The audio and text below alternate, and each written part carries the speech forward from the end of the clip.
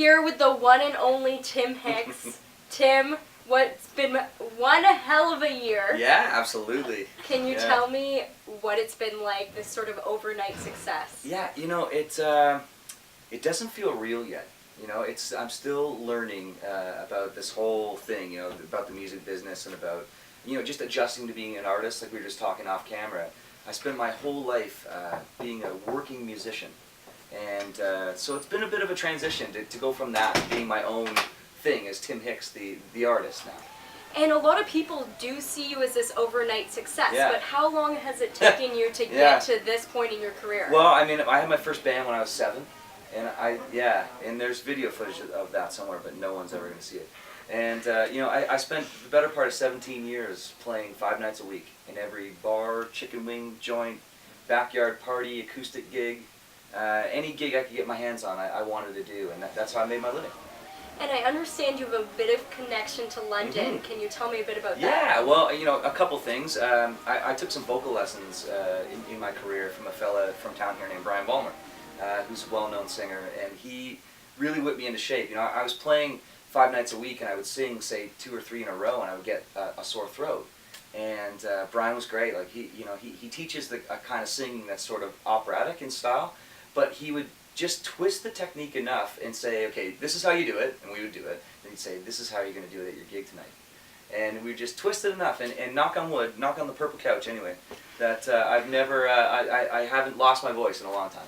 So you're obviously from Niagara. Yeah. How important is it being Canadian, a Canadian artist? Well, I mean, it's all I've ever known. I mean, I'm born and raised in Canada, and I love being Canadian, and you know, it's something that I'm very proud of, and I can't imagine doing it any other way. And where do you draw inspiration for your music? Yeah, I don't know, writing music is a really bizarre thing, and it's really difficult. Every time I go to write a song, I feel like it's the hardest thing. And you draw influences from everywhere. And I've really learned a lot from hanging out down in Nashville. Like, there's a whole industry down there, I don't know if you know, but it's just songwriters. And so a guy like me can go down there, and I have a team that sets up appointments, and you write with professional songwriters. And these guys and girls are so talented, they're on it. And you go in, and it's so bizarre. You walk into a room just like this one, and you sit down, and you shake hands and go, what do you got? And 4 hours later, somehow a song falls out. So, you know, you're drawing inspiration from all sorts of places. And now what I've learned from them is I keep a running list of titles. Like, someone will say something clever, and I'll be like, that'd be a good idea for a song, and you know, I put it in my phone. And then when you go to write, you sort of consult what you got, and you go, okay, yeah, that might be a good idea for a song, and just start right there. So how would you describe the music on your new album, Tim Hicks Throwdown? Yeah, I mean, we're doing the country rock thing.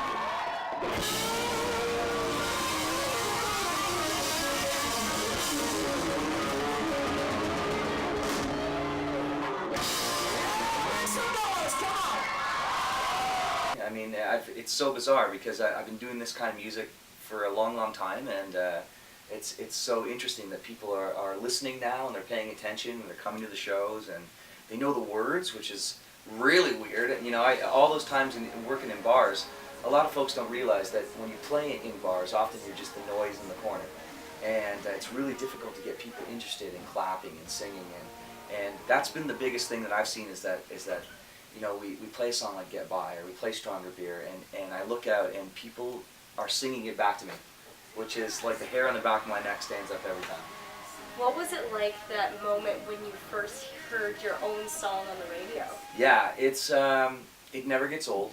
It feels good every single time. You know, we just heard Buzz Buzz Buzzing on the highway on the way down, and it was the first time that I heard it in Ontario. I heard it once on the radio when we were out west, but I hadn't heard it in Ontario yet, and it was so cool because someone said, turn it up, because, you know, we were 8 of us in the van, and somebody cranked it, and it was like, it's Buzz Buzz Buzzing.